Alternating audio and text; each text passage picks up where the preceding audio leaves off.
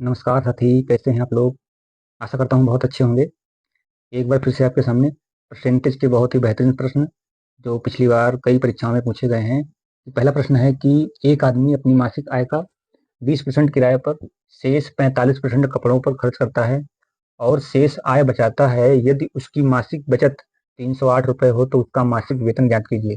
मेरे भाई, प्रश्न में कह रहा है कि एक आदमी अपनी मासिक आय का 20% खत्म करता है काहे पर, ये किराए पर खत्म करता है। उसके बाद में कह रहा है 45%, शेष का 45%।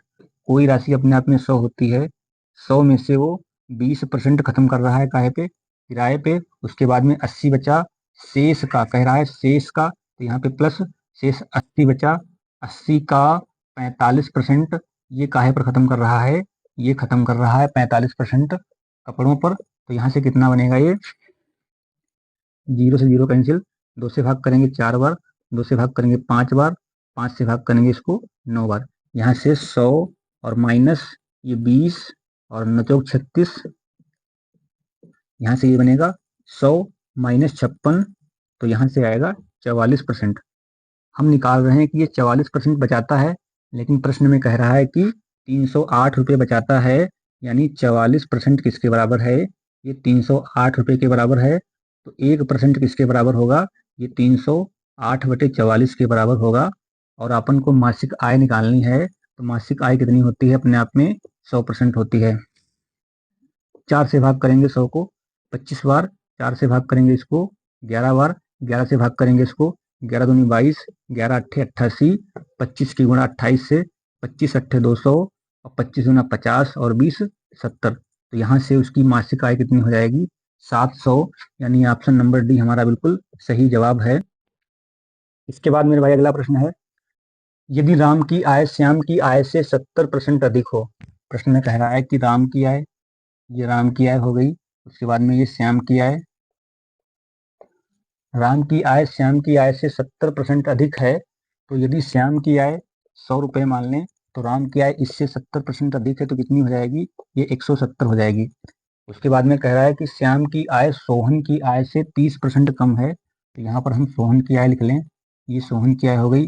अब मेरे भाई प्रश्न में कह रहा है कि श्याम की आय सोहन की आय से 30% कम है, तो 100 रुपये हैं ये 70 के बराबर हैं, क्योंकि श्याम की आय कम है तो 100% किसके बराबर होगा, तो यहाँ से 0 से 0 कैंसिल, तो ये आएगा 1000/7। यानी जो सोहन की आय होगी वो आय कितनी होगी, सोहन की आय होगी 1000/7। इस 7 को हमको हटाना है, पूरे में हम 7 की गुणा कर दें, कोई फर्क नहीं पड़ने वाला। यहाँ से 7 से 7 कैंसिल, 7 की गुणा 170 से 700, 7 7 49 और 7 4 11, यहाँ से ये 700 और यहाँ से ये बनेगा 1000। अब हमको तीनों की मासिक आय आ गई है। राम की आय है 1190, श्याम की आय है 700 और सोहन की आय है 1000। हमको निकालना है राम और श्याम की आय का अनुपात। राम की आय है 1190 और श्याम की आय है, सोहन की आय है 1000। 0 से 0 कैंसिल, तो अनुपात क्या बनेगा, 119/100। यानी ऑप्शन नंबर सी हमारा बिल्कुल सही जवाब है। इसके बाद मेरे भाई एक और बेहतरीन सा प्रश्न है, जेड अपनी आय का 66 सही 2/3% खर्च करता है। आप जानते हैं कि 66 सही 2/3 की फ्रैक्शन क्या होती है, ये होती है 2/3। यानी कोई जेड है जो 3 रुपये कमाता है, ये इसकी इनकम है, ये इसका खर्च है, ये इसकी सेविंग है। 3 रुपये कमाता है, 2 रुपये खत्म करता है और 1 रुपया बचाता है। उसके बाद में कह रहा है कि इसकी आय में x% की वृद्धि हुई, वृद्धि वृद्धि हो रही है, तो यहाँ पे हम 3 जीरो बढ़ा दें, कोई फर्क नहीं पड़ने वाला, ये 200 और ये हो जाएगा 100। कह रहा है कि आय में x% की वृद्धि हुई है, तो ये इसकी आय है, इसमें क्या x% की वृद्धि हुई है। उसके बाद में कह रहा है कि यदि इसके व्यय में 10% की वृद्धि है, 200 का 10% 20 होगा, तो ये इसकी आय 10% बढ़ने के बाद में कितनी हो जाएगी, 220 हो जाएगी। ऐसे ही बचत में 25% की वृद्धि होती है, तो 100 का 25% 25 होगा, तो इसकी जो बचत है उसमें 25% की वृद्धि हुई है, तो ये कितना हो जाएगा, ये 125 हो जाएगा।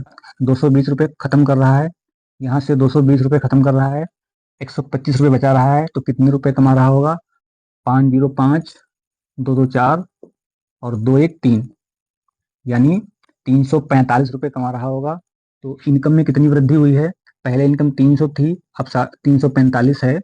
45 रुपये की वृद्धि हुई है। कितने पे हुई है? 300 पे हुई है। तो 100 पे कितनी होगी? तो यहाँ से जीरो कैंसिल, 3 से भाग करेंगे 45 को 15 बार, यानी 15% की वृद्धि हुई है।